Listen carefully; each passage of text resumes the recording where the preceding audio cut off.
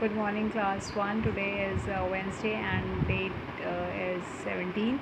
So I'm going to start your fourth chapter, the magic scarecrow. For this, you have to come to the page number 33. And under warm up, you're just watching four pictures. One is of boy, aeroplane, crow, and kite. And the things they are asking that whether they can fly or not. So yes, so aeroplane can fly, so you have to just put tick mark over there. Crow can fly, you also have to put tick mark over there. And kite also can fly, so you have to just put tick over there. Then reading section. Ben is a farmer. Ben एक farmer है. He grows corn on his field. वो अपने field पे corn को बोता है. He has a small corn farm. उसके पास एक छोटा सा खेत है कॉर्न का. कॉर्न होता है, भुट्टे को बोलते हैं corn. And birds came and eat his corn when they are ripe. Birds जो हैं आती हैं, चिड़िया आती हैं, उसकी कॉर्न को खा जाती हैं जब वो पक जाते हैं.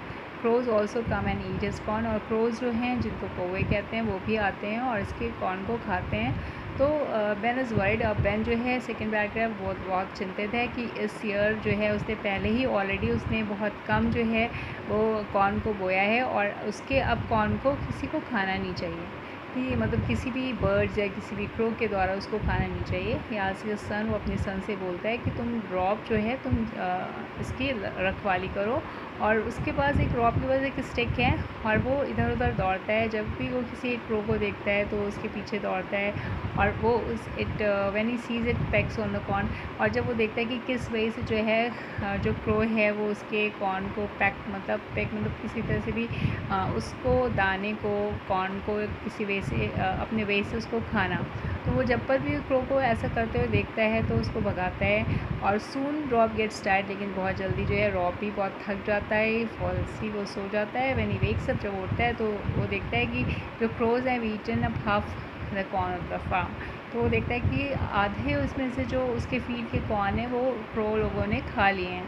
तो इस वजह से उसको क्या होता है, वो कहता है now just turn to the page number that now I'm just turning the page.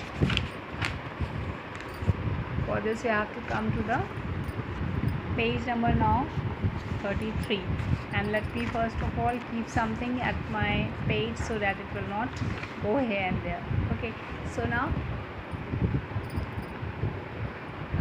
Ben has got an idea. Ben को एक आइडिया आता है. He thinks of making a boy with hay and a mud pot.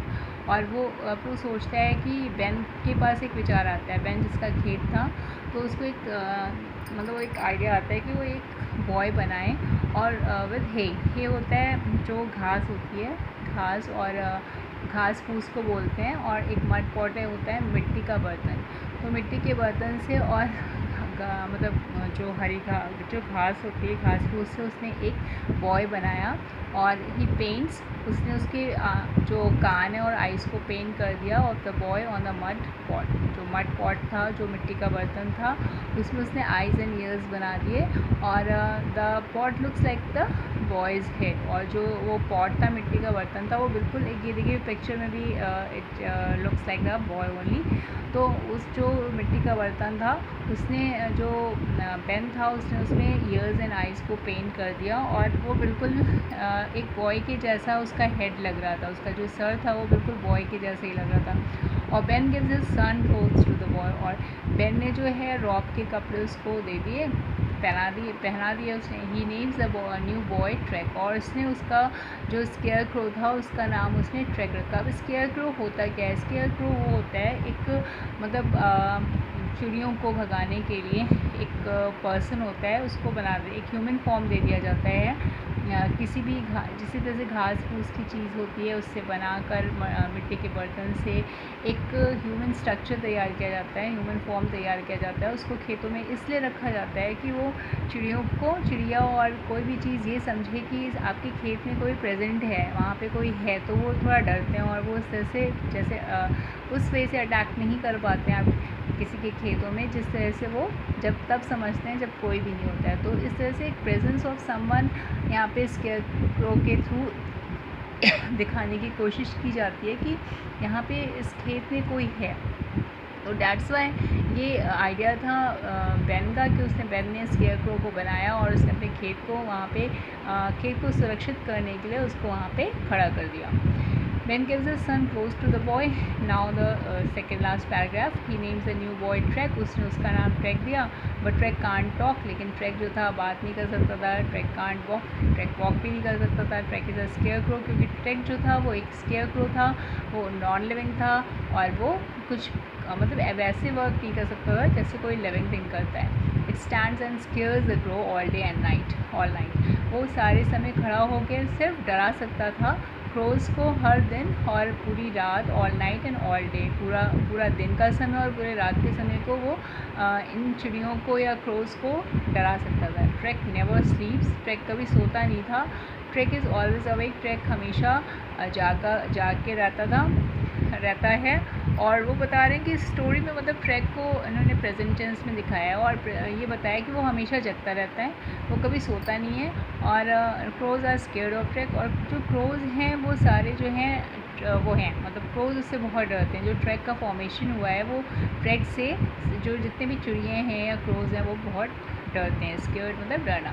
It's a night time now. अब last paragraph है जिसमें बता रहे हैं कि वो बिल्कुल अब रात का समय है. एवरीवन इज अस्लीप, हर सब लोग सो रहे हैं. Rob hears a noise, Rob जो बेन का बेटा है उसको एकदम से कोई शोर सुनाई पड़ता है उसे बाहर से. ही स्टेप्स आउट, वो बाहर निकलता है. लोग, व्हाट डज रॉब सी, अब वो क्या देखता है? Rob sees Track is hopping around है. जो रॉब देखता है कि जो ट्रैक है वो हॉपिंग मतलब उचक के जैसे खरगोश जो हॉप करते हैं, उचक के कूद रहा है वो.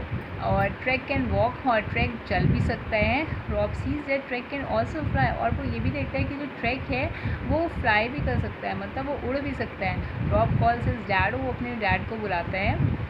Ben and Rob are both excited, वो दोनों लोग बहुत एक्साइटेड हो जाते हैं मतलब इस चीज़ को देखकर. और रॉब कहता है बेन से कि dad you have made a magic square crow. Dad आपने तो, वो अपने पापा को डैड बोलता है, उसने बोला डैड आपने तो एक मैजिक स्केयर क्रो बना दिया. मतलब मैजिक होता है जादुई स्केयर क्रो को बना दिया, ह्यूमन को बना दिया. तो इस तरह से यहाँ पे आपकी स्टोरी का एंड होता है. और यहाँ पे हम I am just going to stop my lecture here. So afterwards we will try to complete our whatever the next part of your chapter that I will go at my next turn. So till then class 1, goodbye.